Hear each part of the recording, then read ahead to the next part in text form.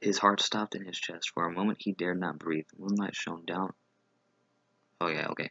They were gone. All the bodies were gone. Gods, he heard behind him. A sword slashed at the branches. Sir Waymore Royce gained the ridge. He stood billowing behind him as the wind came up and outlined nobly against the stars. Get down, Will whispered urgently. Something's wrong. Royce did not move. He looked down and clean left. Your dead men seem to have moved camp, Will. Will's voice abandoned him. He groped for words that did not come back. It was not possible. His eyes swept back and forth over the abandoned campsite. Stopped on the axe, a huge double-bladed battle axe still lying where he had seen it. It was such a valuable weapon. On your feet, Will, Sir Waymore commanded. There's no one here. I won't have you hiding under a bush. Reluctantly, Will obeyed. Sir Waymore looked over him with disapproval. I am not going back to Castle Black, a failure on my first ranging. We will find these men. He glanced around, up the tree. Be quick about it. Look for a fire. Will turned away wordless. There was no use to argue. The wind was moving. It cut right through him. He went to the tree, a vaulting gray sentinel, and began to climb. Soon his hands were sticky with sap and lost among the needles. Fear filled his gut like a meal he could not digest. He whispered a prayer to the nameless gods of the woods and slipped his dirk free of its sheath and put it in between his teeth and kept both hands free for climbing. The taste of cold iron in his mouth gave him comfort. Down below, the Lord called out suddenly, "Who goes there?" Will heard uncertainly in the challenge. He stopped climbing, listened as he watched. The woods gave answer.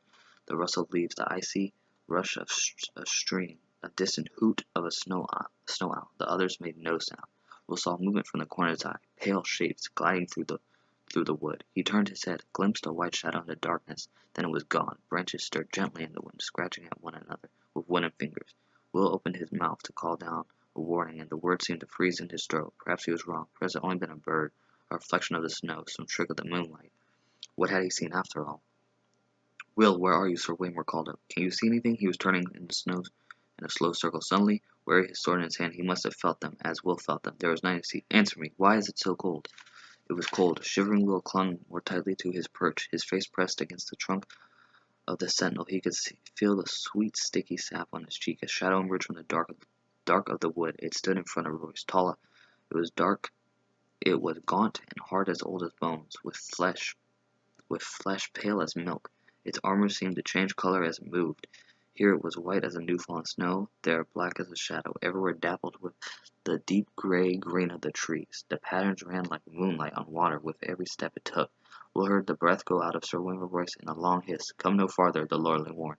His voice cracked like a boy. He threw the long sable cloak back over his shoulders to free his arms for battle, and took his sword in both hands. The wind stopped. It was very cold. The other slid forward on silent feet.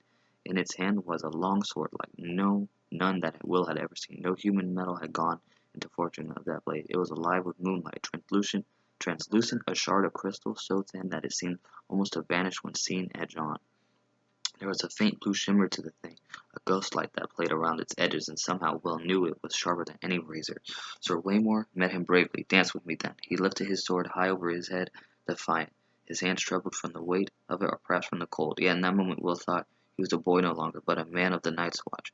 The other halted. Will saw its eyes, blue, deeper and bluer than any human eyes, a blue that burned like ice.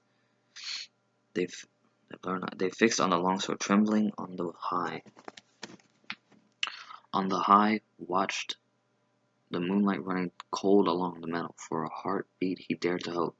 They emerged silently from the shadows, twins to the first, 3 of them, 4, 5. Sir Waymore may have felt the cold that came with them, but he never saw them, never heard them. Will had to call out. It was his duty, and his death if he did. He shivered and hugged the tree and kept the silence.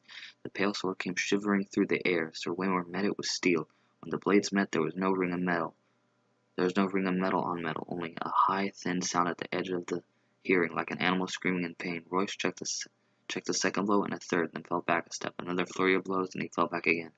Behind him, to the right, to the left, all around him, the watchers stood patient, faceless, silent, shifting patterns of their delicate armor making all of them but invisible in the wood, yet they made no move to interfere. Again and again the swordsmen, until Will wanted to cover his ears against the strange anguish keening of their clash. Sir Waymore was panting from effort now, his breath streaming in the moonlight. His blade was white with frost. The others danced with pale light. Then Royce Perry came a beat too late. The pale sword bit through the ringmail beneath his arm. The young lord cried in pain. Blood welled between the rings. It steamed in the cold, and the droplets seemed red as fire where they touched the snow. Sir Waymore's fingers brushed against his side. His moleskin glove came away soaked with red. The other said something in a language that Will did not know. His voice was like a cracking of ice on a winter lake, and the words were mocking. Sir Waymore found his fear. "For Robert!" he shouted, and then he came snarling, lifting his frost-covered longsword with both hands, and swinging it around in the flat sidearm slash with all his weight behind it. The other's parry was almost lazy. When the blades touched, the steel shattered. A scream echoed through the forest, and the longsword shivered into 100 brittle pieces, the shards scattering like a rain of needles. Royce went to his knees, shrieking, and covered his eyes. Blood welled between his fingers. The watchers moved forward together as the summons signal had been given. Swords rose and fell, all in deathly silence. It was cold butchery. The pale blade sliced through the ringmail as if it were silk. Will closed his eyes. Far beneath him he heard the voices and their laughter sharp as icicles. When he found the courage to look again, a long time had passed. The rich below was empty. He stayed in the trees, scarce daring to breathe, while the moon crept slowly across the black sky. Finally, his muscles cramped and his fingers numb with cold. He climbed down. Royce's body lay face down in the snow, one arm outflung. The thick, stable cloak had been slashed in a dozen places. Lying dead like that, you saw how young he was, a boy.